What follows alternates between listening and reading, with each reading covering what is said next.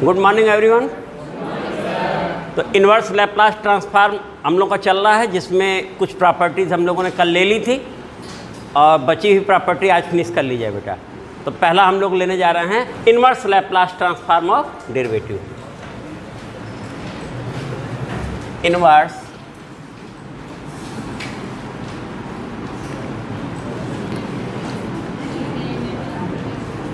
Laplace transform of derivative of function. यही बेटा हम लोगों का। तो नेक्स्ट टॉपिक हम लोगों का जो आज लेने जा रहे हैं, inverse Laplace transform of derivative of function. If inverse Laplace transform of fs equal to ft, ये तो सबको मालूम ही है कि Laplace transform of ft is fs, then inverse Laplace transform of fs is ft। और fs और कितना होता है, 0 to infinity e power minus st ft dt। ठीक बेटा। Then inverse Laplace transform of n times derivative with respect to s of function fs। Inverse Laplace transform of n times derivative of function fs, this is equal to minus 1 power n t power n ft। ठीक बेटा। तो तुम्हें मालूम है कि Laplace transform of t power n f t equal to minus 1 power n times derivative with respect to s f s, है ना। यही था बेटा ना। तो ये तुमने देखा था, ये किया हुआ है। तो इन्वर्स बोलेंगे ये इतना हो जाएगा। तो एक बार हम लिख के दिखा देते हैं। नोट हो गया बेटा इतना। चलो, we know that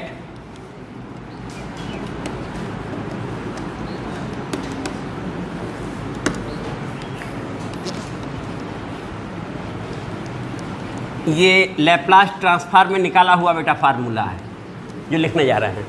we know that Laplace transform of t power n f t, याद आ रहा बेटा ये यही था ना। This is equal to minus 1 power n times derivative with respect to s, वो भी किसका बेटा, fs का। यही हमारा था फार्मूला ना। अब अगर हम इन्वर्स लैप्लास फॉर्म इसका लें तो यहीं पर हम अब दोनों साइड में -1 की पावर n से प्रोडक्ट कर दें। प्रोडक्ट किससे कर दें, -1 पावर n। तो ये पॉजिटिव हो जाएगा, -1 power 2n means even number, और इवन नंबर होने पर -1 पावर इवन नंबर होने पर पॉजिटिव होता है। ये साइड पॉजिटिव हो जाएगी और -1 पावर n इधर आ जाएगा ना। तो ऐसी स्थिति में बेटा हमने जब लिखा inverse Laplace transform of n times derivative with respect to s fs equal to -1 power n, इस साइड में आ गया, multiplying both side by -1 power n। बेटा क्लियर है ना। और ये कितना हो गया, t power n f t. ये अब अगर हम n के प्लेस पे 1 रख दें तो एक बार डेरिवेटिव होगा। ज़्यादा क्वेश्चन उसी पे डिपेंड नज़र आएंगे। हमने n टाइम्स का लिख लिया है, तो ज़्यादा क्वेश्चन जिस पे नज़र आएंगे वाला तुम्हें याद रहेगा बिल्कुल। तो putting n equal to 1 we get inverse Laplace transform of d d s f s. ये हुआ बेटा ना। This is equal to -1 power 1 यानी minus t d t, t f t, t f t बेटा। ये ज़्यादा प्रयोग होगा बेटा, क्योंकि इतना हम लोग चेक भी कर सकते हैं कोई फंक्शन है क्या ये डेरिवेटिव तो नहीं है किसी का, और चेक करके डायरेक्ट हम लोग यूज़ कर लेंगे फार्मूला। तो ज़्यादा यूज़ तो ये वाला होगा, लेकिन हमें यहाँ तक अगर मालूम है तो 2 टाइम्स 3 टाइम्स वाला भी आसानी से हो जाएगा। तो एक फार्मूला हुआ inverse Laplace transform of derivative of function. अब दूसरा ले रहे हैं बेटा, हटाएं इसको। नेक्स्ट है मल्टीप्लिकेशन बाई एस। ये देखो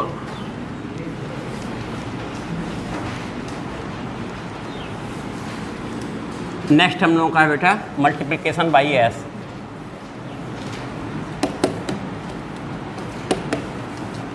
मल्टीप्लिकेशन बाई एस। एस क्या है बेटा? पैरामीटर है।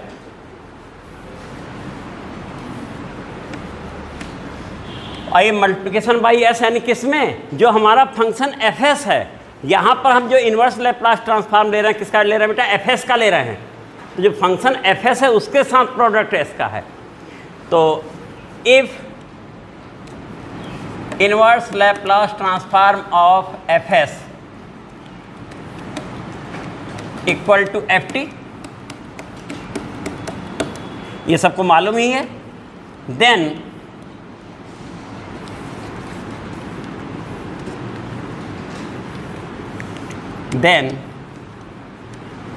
Inverse Laplace transform of function f s, लेकिन मल्टीप्लिकेशन बाई, यानी उसमें हमने एस से प्रोडक्ट भी कर दिया। यही हुआ ना बेटा? मल्टीप्लिकेशन बाई एस मीन्स कि function f S multiplied by S. इस समय इसका जो इन्वर्स लैप्लास ट्रांसफॉर्म हमारा आएगा वो होगा D d t f T, यानी फंक्शन जो हमारा टी में है उसका टी के रिस्पेक्ट में डेरिवेटिव या एफ डैश टी भी बोल सकते हैं। D d t f T plus F zero delta T, आज बेटा एफ जीरो डेल्टा टी, उसी में बेटा एडजस्ट हो लो। असल में यहाँ सीटें हट गई हैं और वहाँ सेट किए नहीं थे ये लोग, तो हम लोग जब तक सेट करते ये वैसे ही बैठ लीजिए, 3-3 बैठ लो, है ना। तो then inverse Laplace transform of this equal to इतना। ये तुम्हें मालूम होगा कि जब तुम Laplace transform of derivative of function किए थे, याद है? n टाइम्स तक का भी किए थे हम लोग, लेकिन एक बार जब डेरिवेटिव हुआ था तो हमारा आया था Laplace transform of derivative of function S f S minus F zero था, याद आ रहा बेटा? S f S minus F zero. अब एस एफ एस के बाद माइनस एफ जीरो को अगर इस साइड में ट्रांसफर कर दें तो प्लस एफ जीरो हो जाएगा, और उस पूरे का यानी वो हमारा जो आया वो इस साइड में आया। तो इन्वर्स लैप्लास ट्रांसफॉर्म लेते ही उसका आंसर ये आया है। अब प्रश्न उठता है डेल्टा टी है क्या? बोलोगे बेटा डेल्टा टी क्या है यहाँ? हाँ बेटा हाँ बोलो तुम। यूनिट इम्पल्स फंक्शन है वो। यूनिट इम्पल्स फंक्शन हमारा था delta t minus a equal to, बोलोगे डेफिनेशन तो याद रहनी चाहिए, equal to infinity if t equal to a zero, t not equal to a, such that limit 0 to infinity delta t minus a d t equal to 1। ये तो हर समय याद रखना है बेटा, क्योंकि डिफाइन यूनिट इम्पल्स फंक्शन तो पूछा जाता है, बाकी तुमसे नहीं पूछा जाएगा, लेकिन डिफाइन यूनिट इम्पल्स फंक्शन तो पूछा ही जाएगा। उसके बारे में तो पूरा मालूम ही रहना चाहिए। फिर उसका लैप्लास ट्रांसफॉर्म भी हम लोग लिए थे लास्ट में कार्लरी करके, याद आ रहा है?